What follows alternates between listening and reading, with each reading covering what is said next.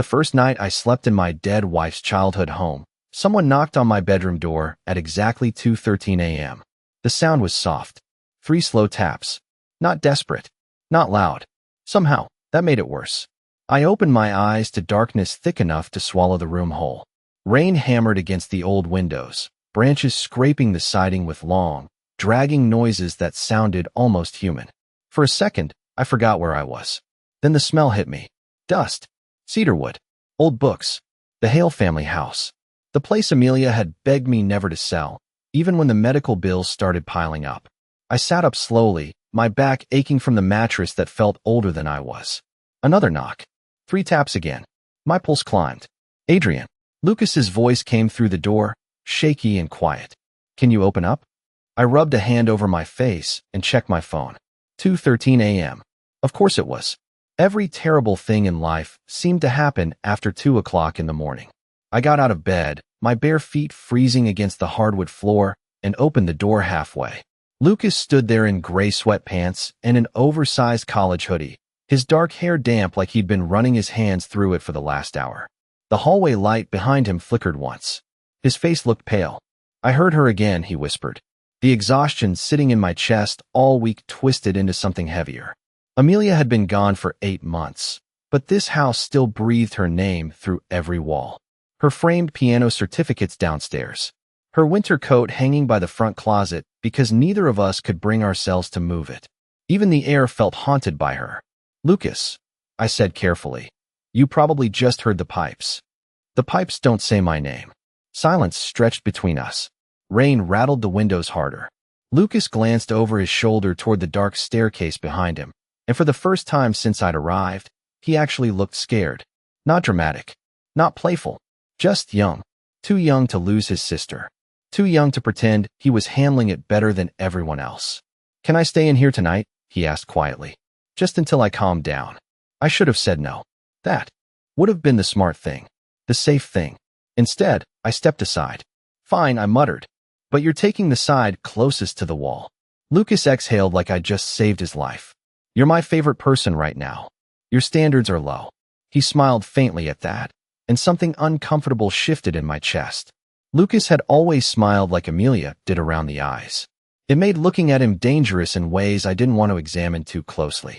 He climbed onto the bed while I shut the door behind us. The mattress dipped beneath his weight.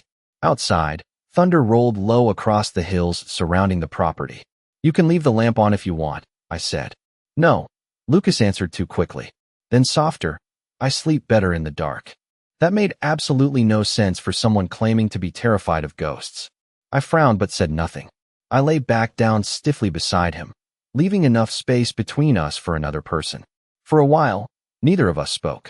The only sounds were the storm and the occasional creak of the old house settling around us. Then lightning flashed through the curtains, bright enough to illuminate the room for half a second. In that brief white light, I saw Lucas already looking at me. Not startled, not nervous, just watching me quietly from inches away. My throat tightened unexpectedly. What? I asked. Lucas blinked once, then pulled the blanket higher over his chest. Nothing, he murmured. Another long silence passed. I was just starting to drift when I felt movement beside me. Then warmth. Lucas had shifted closer in his sleep, one hand loosely gripping the sleeve of my t-shirt like he was afraid I might disappear before morning. I woke up at 6:30 in the morning with Lucas still holding onto my shirt like the world would end if he let go. For a few seconds, I forgot how to breathe properly. Pale sunlight filtered through the curtains in thin silver lines, turning the room soft and cold. Lucas was asleep on his side facing me, dark lashes resting against his cheeks, one knee tucked halfway against my leg beneath the blanket. Too close. Way too close. I stared at the ceiling and tried to remember when exactly my life had turned into something that felt dangerous before breakfast. Carefully, I shifted backward, but Lucas made a small sound in his sleep and grabbed the fabric of my sleeve tighter. Seriously? I muttered under my breath. The corner of his mouth twitched like he heard me. I narrowed my eyes at him. You are absolutely impossible. Downstairs, the old grandfather clock chimed 7 times. Lucas finally stirred with a sleepy groan, blinking slowly before realizing how close we were. His expression froze for half a second. Then he smiled. Not embarrassed. Not awkward. Just warm. Morning, he said softly. I got out of bed immediately. Coffee, I answered. I need coffee before this conversation becomes real. Lucas laughed quietly behind me, and the sound followed me all the way downstairs like it belonged there. The kitchen still looked exactly the way Amelia left it. White ceramic mugs hanging beneath the cabinets. Recipe cards clipped beside the fridge in her handwriting. A tiny crack in the tile near the sink she used to complain about every single winter. Grief was strange. Some mornings it hit like a car crash. Other mornings it sat quietly beside you while you made coffee and pretended your chest was not hollow. I stood at the counter pouring grounds into the machine when Lucas walked in wearing the same oversized hoodie from last night, sleeves covering half his hands. His hair was messy in a way that somehow made him look younger and more unfairly attractive at the same time. Did you sleep okay? He asked. Not particularly. Because of the ghost? Because someone kept trying to climb into my ribcage like a frightened cat. Lucas pressed his lips together to hide a smile. I was cold. You were fully wrapped in 2 blankets. Emotionally cold, then. I pointed at him with the coffee scoop. That sentence alone proves you need therapy.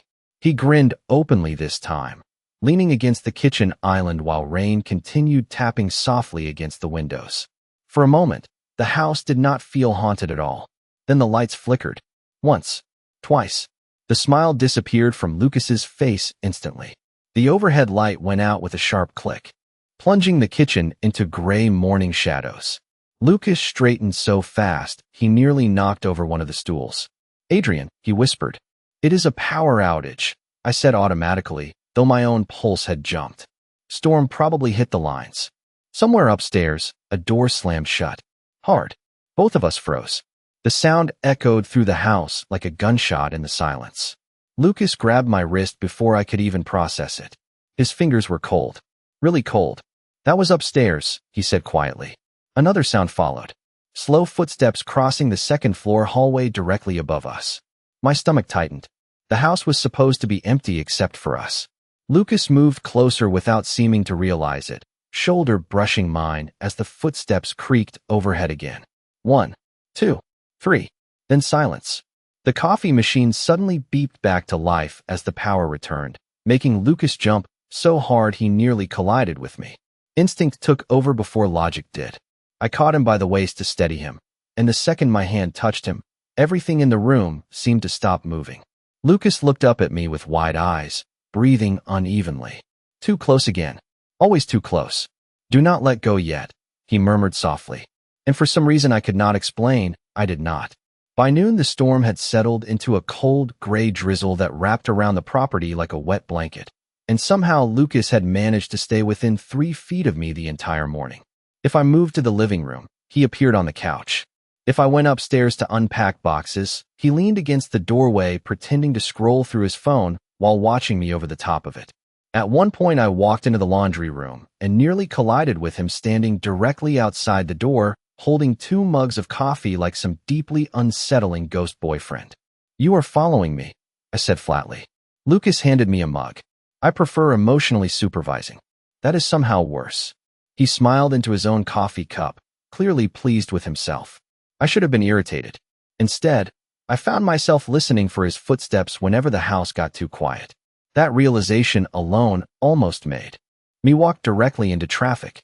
Around 2 in the afternoon, Amelia's Aunt Diane arrived unannounced with 2 casseroles and the energy of a woman who treated gossip like an Olympic sport. The second she stepped into the house, her sharp eyes landed on Lucas sitting beside me on the couch beneath the same blanket, because apparently this 24-year-old man had decided personal space was a government conspiracy. Diane's eyebrows climbed halfway to heaven. Well, she said slowly, you two certainly look cozy. Lucas nearly choked on his tea. I leaned back against the couch cushions with the exhausted calm of a man accepting his fate. The upstairs power is acting strange, I explained. Lucas did not want to be alone. Diane looked unconvinced in at least 7 different ways. Lucas stared determinately at his mug while the tips of his ears turned pink. Unfortunately, Diane was only the beginning. By 4 o'clock, 3 more relatives had shown up carrying sympathy flowers and enough awkward tension to power a small city.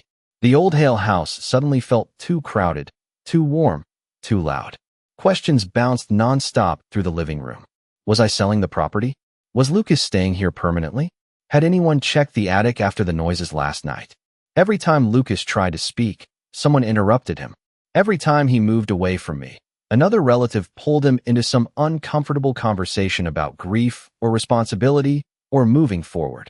I watched his shoulders tense more with every passing minute. Then one of Amelia's cousins laughed and said, "Honestly, Lucas has been acting like a nervous little spouse ever since Adrian moved in." The room erupted in awkward chuckles. Lucas froze beside the bookshelf.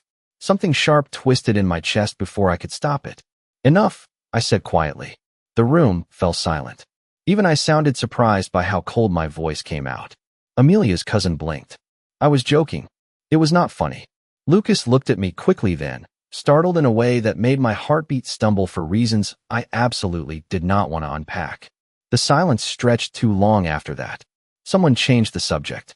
Rain tapped softly against the windows again. Across the room, Lucas kept staring at me like he was trying to understand something dangerous. Then his phone buzzed. Once, twice, 3 times in rapid succession. His expression changed instantly. Not fear exactly. Worse, panic hidden beneath forced calm. He turned the screen face down too fast. I noticed anyway. Unknown number. Come alone tonight. Lucas shoved the phone into his pocket and stood abruptly.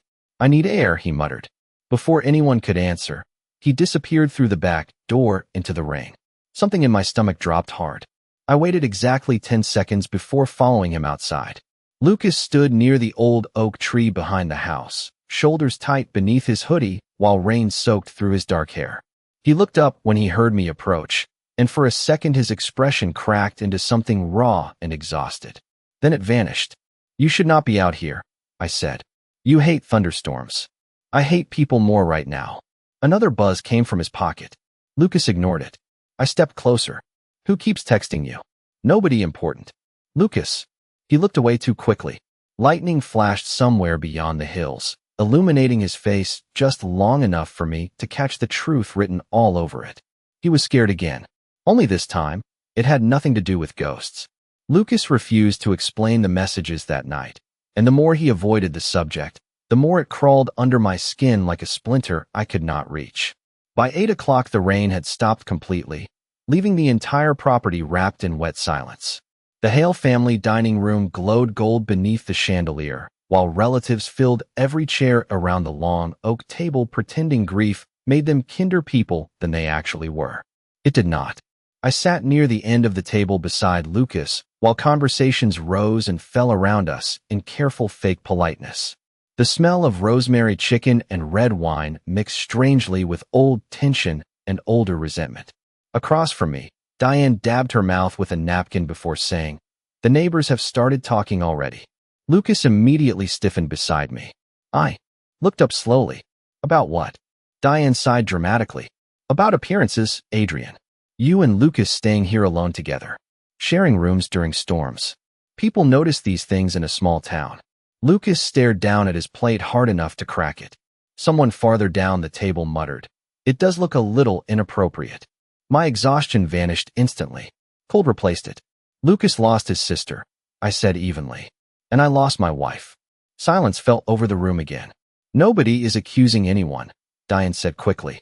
"We are just concerned about how things might seem." Lucas let out a quiet laugh beside me that sounded painfully hollow. "Right," he murmured. "God forbid the neighbors think we are emotionally damaged." I glanced sideways at him. His smile looked wrong. Too sharp. Too practiced. Then the front doorbell rang. Everyone jumped slightly at the sound echoing through the old house. Lucas went pale so fast it startled me. Before anyone could stand, he pushed his chair back abruptly. "I will get it." "Lucas." I started, but he was already gone. Something deep in my chest tightened hard enough to hurt. The dining room remained awkwardly quiet after he left. Amelia's cousin leaned closer toward me with the subtlety of a wrecking ball. "You should be careful," she whispered. "Lucas gets attached too easily." My jaw tightened. "What exactly is that supposed to mean?" "Nothing bad," she said quickly. "He has always depended on people emotionally. Especially you." I stared at her long enough that she finally looked away first. Then voices rose near the front hallway. Low at first. Tense. I stood immediately. By the time I reached the foyer, Lucas was standing rigid near the staircase while a tall man in a dark coat held out a folder toward him. Mid-30s maybe. Expensive watch. Expensive shoes. The kind of polished smile people wore when they wanted something from you. You ignored 6 messages, the man said calmly. That was rude. Lucas's face had gone completely expressionless. Now is not a good time, Brent. I disagree. Brent's gaze slid toward me briefly before returning to Lucas. You owe money to people who do not enjoy waiting. Every protective instinct in my body sharpened instantly. Who is this? I asked. Brent offered a practiced smile. Friend of the family. That is generous, Lucas muttered. Brent ignored him and opened the folder slightly. I caught the edge of paperwork inside. Numbers. Signatures. Debt notices. Lucas noticed me noticing and immediately stepped forward to block the view. Shame flashed across his face so quickly it nearly wrecked me. I said I am handling it, he whispered harshly. Brent sighed. Clearly not very well. The comment landed like a slap across the room.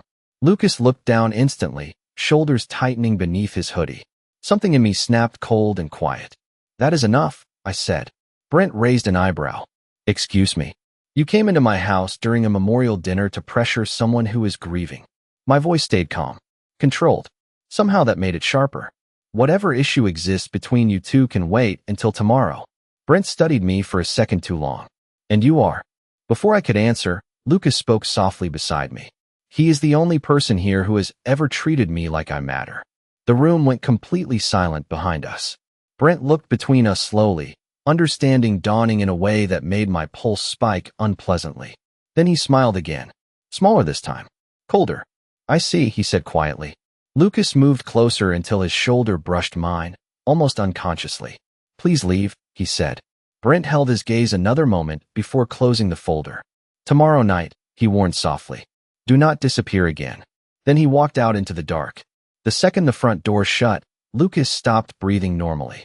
I turned toward him fully. What kind of debt? Lucas laughed once under his breath, brittle and exhausted. The kind people hide from their family. Then, before I could stop him, he looked up at me with tired eyes and whispered, You should not have defended me like that. But he did not step away from my side even once. The house felt wrong after Brent left. Not haunted. Worse. Human. I stayed awake long after everyone else went to bed, sitting alone in the dark living room while rainwater slid slowly down. The windows in silver streaks. Upstairs, old pipes groaned softly through the walls. Somewhere in the distance, thunder rolled across the hills again, low and restless. My coffee had gone cold almost an hour ago, but I kept holding the mug anyway because it gave my hands something to do besides shake with frustration. Lucas had disappeared into his room after dinner and had not come back out.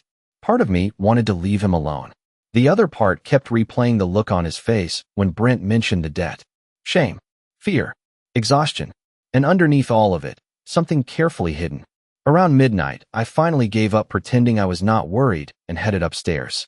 The hallway lights were dim, casting long shadows across the old hardwood floor. Lucas's bedroom door was cracked open slightly. I knocked once. No answer. Lucas. Silence. I pushed the door open farther. Empty. My stomach tightened instantly. The room looked untouched except for one thing. His phone sat abandoned on the bed, screen still glowing faintly in the dark. Lucas never went anywhere without his phone. A bad feeling crawled slowly down my spine. Then another notification appeared on the lock screen. Final warning. Come to the Blackwood Estate now. I stared at the message. Blackwood Estate. The name hit something distant in my memory. Expensive political donors. Real estate holdings across half the East Coast. Private security companies. Old money with sharp teeth. My pulse slowed in the dangerous way it always did right before anger arrived. I picked up the phone before I could stop myself. Another message came through immediately. Your brother will not save you this time. I frowned. Brother? Before I could think further, headlights swept across the front windows downstairs. A car door slammed outside. Then another. I moved toward the hallway window overlooking the driveway and froze. 3 black SUVs sat in front of the house like silent predators beneath the rain. Men in dark suits stepped out first. Security. Professional enough that you noticed it immediately. Then the back passenger door opened. Lucas climbed out. My chest tightened hard enough to hurt. He was not dressed like the Nervous, sleep-deprived disaster who followed me around the kitchen stealing my coffee anymore. His hoodie was gone. In its place was a charcoal wool coat fitted sharply across his shoulders, dark gloves, polished shoes reflecting rainwater beneath the porch light. He looked older somehow. Colder. One of the suited men opened an umbrella above him automatically. Lucas barely acknowledged it. I stared down at him in disbelief. The front door opened downstairs before I could move. Voices echoed faintly through the foyer. Calm. Controlled. Familiar. Then another voice spoke. Male. Older. Mr. Vale, the board meeting has been postponed until tomorrow morning. Mr. Vale. My stomach dropped. Slowly, pieces started locking together in ways I hated immediately. Vale Holdings. Blackwood Estate. Brent. The security detail. The money. Lucas was not drowning in debt. He belonged to the people collecting it. I walked downstairs before I could talk myself out of it. Lucas looked up the second I entered the foyer. For the first time since I met him, he actually looked caught off guard. Adrian, he said quietly. You should be asleep. I was trying to be, I answered. Then I discovered apparently I have been sharing my house with a billionaire heir and his private security team. Silence flooded the room. The suited men immediately looked away like trained ghosts pretending not to exist. Lucas exhaled slowly. I was going to tell you. I laughed once under my breath. Really? Before or after the mysterious threats and secret midnight meetings? It is complicated. No, I said sharply. It is dishonest. The word hit him visibly. Lucas flinched like I had physically struck him. That only made me angrier because some awful part of me still wanted to comfort him afterward. Who are you actually? I asked quietly. Lucas looked exhausted suddenly. Not rich. Not powerful. Just tired. My family owns Vale Holdings, he admitted softly. Brent works for my grandfather. And the debt? Lucas hesitated too long. It belongs to me. What does that even mean? His eyes dropped briefly toward the floor. It means if I do not marry the person my grandfather chose, I lose everything. The room went completely still around us. Rain tapped softly against the windows. Somewhere upstairs the old house creaked again like it was listening. Then Lucas looked back at me with heartbreak written all over his face and whispered, "And I came here because this was the only place left where I thought someone might still choose me anyway." The argument should have continued. Maybe it would have if Lucas had yelled back or acted arrogant or given me some polished billionaire excuse about protecting the family image. Instead, he just stood there in the foyer looking unbearably tired while rainwater dripped quietly from the edge of his coat onto the hardwood floor. Say something, I said finally. Lucas laughed softly without humor. I have spent my entire life saying the correct thing at the correct time to the correct people. His voice sounded hollow. I do not think I know how to talk normally anymore. The honesty in that sentence hit harder than I expected. One of the security men shifted awkwardly near the front door before Lucas glanced toward him. Leave us. The man hesitated. Mr. Vale, your grandfather instructed us to remain on property overnight. Lucas's expression changed instantly. Not colder exactly. Sharper. Controlled in a way that suddenly made perfect sense. Then remain outside, he said calmly. Unless my grandfather would also like to choose when I breathe. The man lowered his head immediately. Of course, sir. 10 seconds later, the entire security team disappeared back into the rain without another word. Silence settled over the foyer again. Lucas closed the front door slowly before leaning against it with his eyes shut, like simply standing upright required effort now. I watched him for a long moment. The expensive coat, the polished image, the quiet authority. Somehow none of it matched the person who stole my coffee and followed me around the house because thunderstorms made him anxious. How long were you planning to hide this? I asked quietly. Lucas opened his eyes again. As long as possible. Why? A long pause followed. Then he looked at me in a way that made something inside my chest tighten painfully. Because when people hear the name Vale, they stop seeing me. I did not know what to say to that. Lucas rubbed a hand over his face slowly, exhaustion finally cracking through his carefully controlled composure. My grandfather built an empire out of being feared, he said quietly. My father maintained it by being ruthless. My brother was supposed to inherit it all until he died 3 years ago. The storm outside softened into a steady whisper against the windows. Lucas stared somewhere past me, eyes distant. After that, everyone started looking at me differently. Not like a person, like a replacement part. Something sharp moved through my chest. Lucas, he laughed under his breath. Do you know the first thing my grandfather said at the funeral? I stayed silent. Lucas's smile looked fragile enough to shatter. He asked if I was ready to start acting useful. The room suddenly felt too small around us. Too quiet. I thought about the way Lucas clung to people when he slept. The constant need to stay close. The fear hidden beneath every joke. It all made terrible sense now. The marriage arrangement? I asked carefully. Lucas nodded once. A business merger disguised as an engagement. And if you refuse? Everything attached to the Vale name disappears overnight. He said it calmly, but I still heard the exhaustion underneath. My trust fund. My company shares. My apartment in Boston. Even the charities Amelia used to volunteer with. That last part made me look up sharply. Lucas noticed immediately. My grandfather knows exactly which pressure points work on people. Anger flickered through me again, but this time it was not directed at Lucas. He must have seen something change in my expression because his shoulders loosened slightly for the first time all night. Then he swayed. Barely noticeable, but enough. Have you eaten today? I asked. Lucas blinked like the question genuinely surprised him. I had coffee. That is not food. It has emotional nutrients. I stared at him flatly until he looked away with the faintest embarrassed smile. 20 minutes later, he sat at the kitchen counter in borrowed sweatpants and one of my old sweaters while I heated leftover soup on. The stove. The expensive coat was gone. The billionaire heir disappeared with it somehow. Lucas rested his cheek against one hand, watching me quietly, while rain continued tapping softly against the windows. You are still angry, he murmured. I am. But you made me dinner anyway. I stirred the soup slowly. You looked like you were about to collapse. Something warm and sad flickered across his face. Nobody has ever said that to me gently before. The words landed softly between us. Too softly. I turned off the stove before he could see how much they affected me. Behind me, Lucas spoke again in a quieter voice. Adrian. What? A pause. Then, almost too quiet to hear. I think I stopped pretending to be scared of ghosts the second you started feeling like home. The next morning started quietly enough that I should have known it was a trap. Sunlight filtered through the kitchen windows for the first time in days, turning the rain-soaked fields beyond the property pale gold. Lucas sat across from me at the table wearing reading glasses I had never seen before, scrolling through financial reports on a tablet, while absently stealing pieces of toast from my plate like this had somehow become normal overnight. It should have felt ridiculous. Instead, it felt dangerously domestic. You are staring again, Lucas murmured without looking up. I am trying to decide if I hallucinated the billionaire heir thing. Unfortunately not. Disappointing. The corner of his mouth lifted faintly. Small moments like that had started happening too easily between us. Too naturally. That was the problem. I no longer knew where obligation ended and something real began.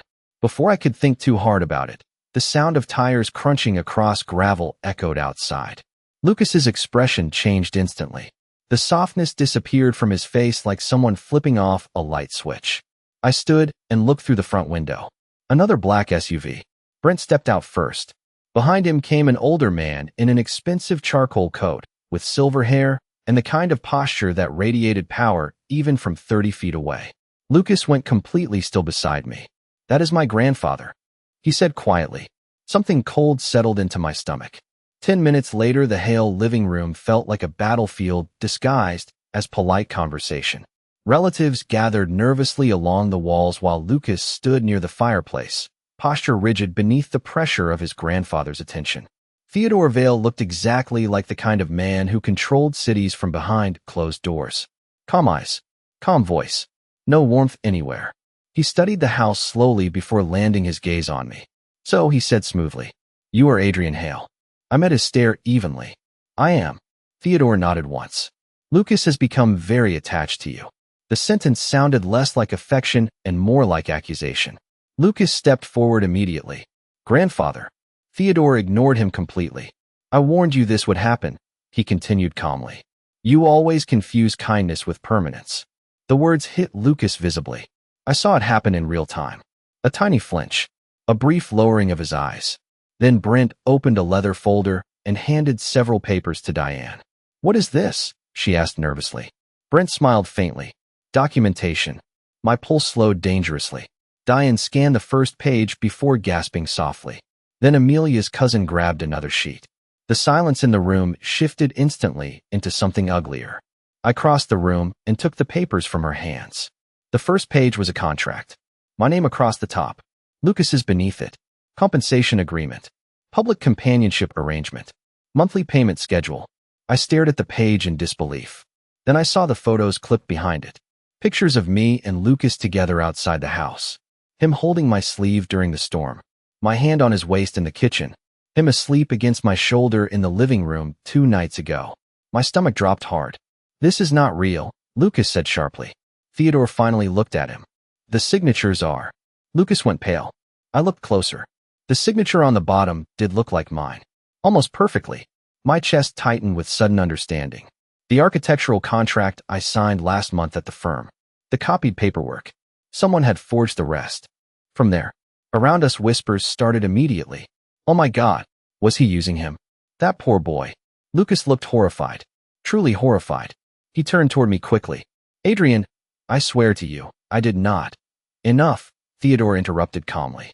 You embarrassed this family over a grieving widower who clearly saw an opportunity. Every relative in the room looked at me differently now. Suspicion spreading through the house like smoke. I felt suddenly sick. Not because of the accusations. Because some part of me actually cared what Lucas believed. I looked at him across the room. Do you? I asked quietly. Lucas blinked. Do I what? Believe this? Silence. Just silence. 3 seconds maybe. 4.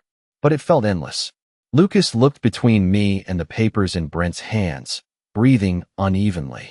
And for the first time since this began, fear crept cold beneath my ribs. Because if Lucas stayed silent now, if he doubted me even for a second, I did not think I could survive hearing it out loud. Theodore watched him carefully. Brent smirked faintly near the fireplace. The entire room waited. Then Lucas finally lifted his head slowly, eyes locked on mine with something fierce and wounded burning beneath the surface. No, he said softly. Because if Adrian wanted my money, he would not still be standing here after learning what loving me costs. The silence after Lucas defended me felt almost unreal. Heavy. Sharp. Every person in the room looked between us like they had accidentally walked into something far too personal to witness. Theodore Vale remained perfectly calm near the fireplace, one hand resting on the silver handle of his cane, while Brent stood beside him, holding the forged contract like a weapon already fired. Lucas moved first. He crossed the room slowly until he stood directly beside me, close enough that our shoulders nearly touched. Not hiding behind me, not asking for protection, choosing the space beside me openly in front of everyone.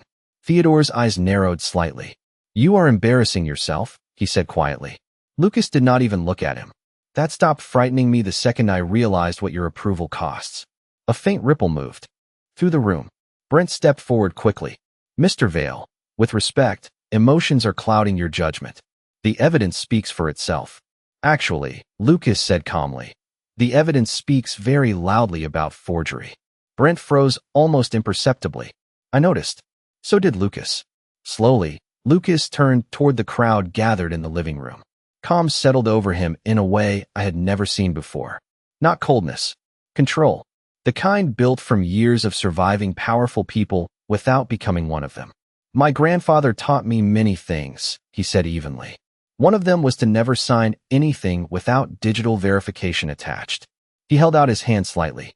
One of the security men appeared instantly beside him carrying a tablet. Theodore's jaw tightened for the first time. Lucas opened several files with smooth familiarity before turning the screen outward.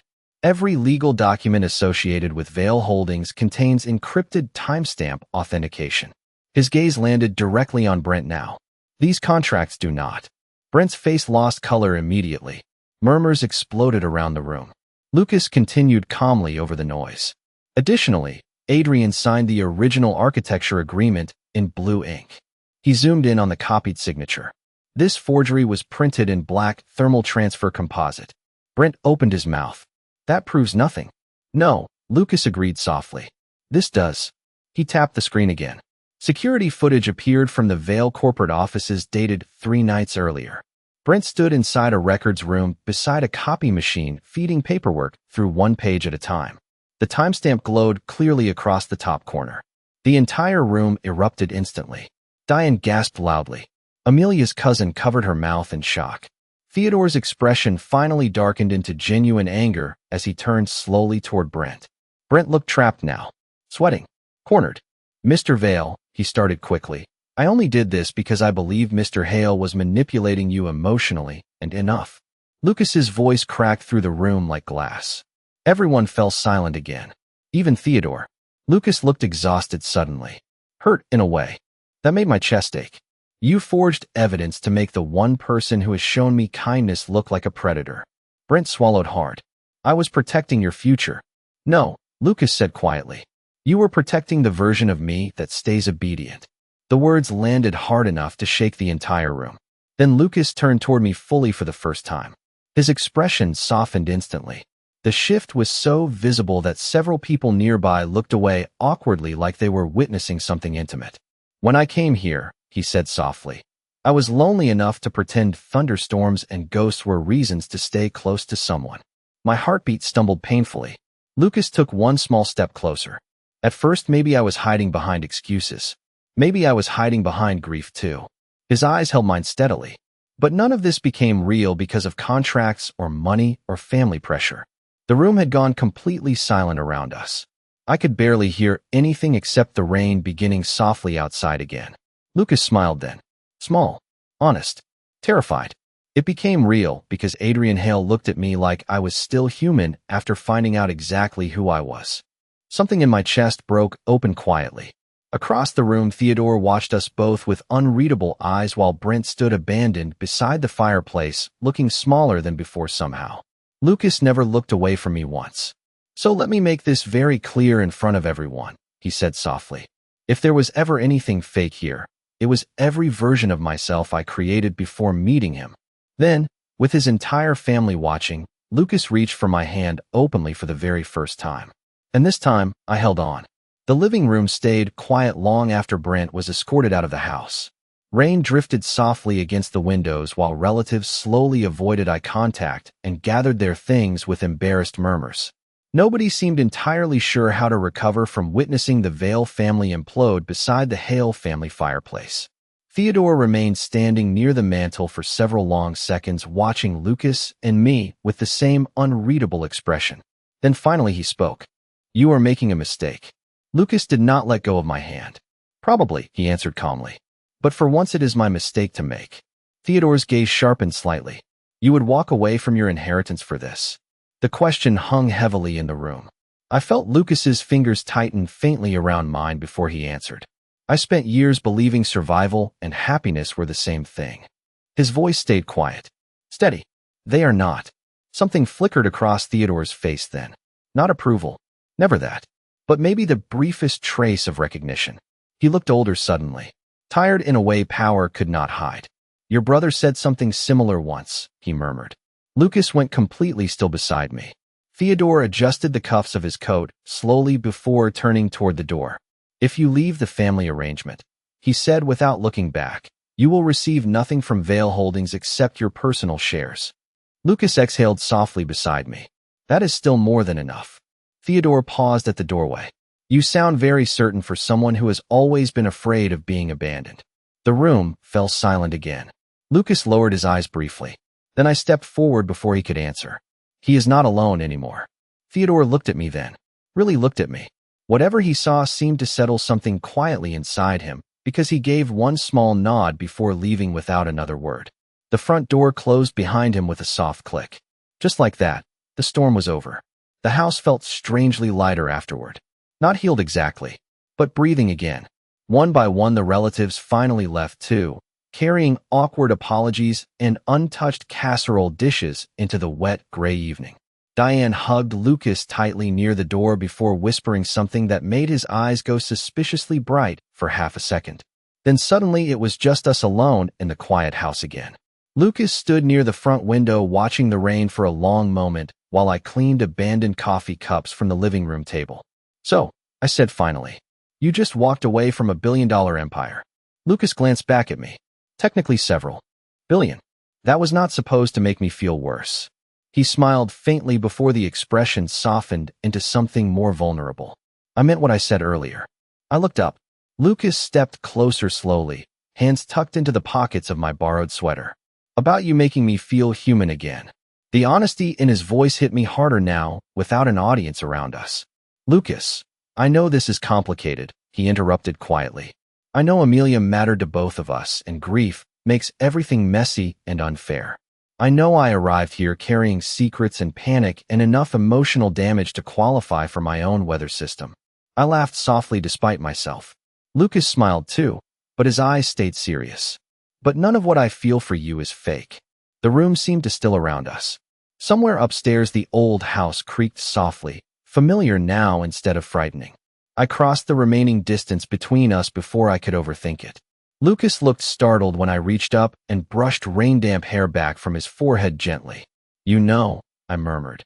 For someone raised by terrifying billionaires, you are unbelievably clingy. Lucas leaned into the touch automatically before catching himself. That is very hurtful. You literally followed me into the laundry room, holding emotional support coffee.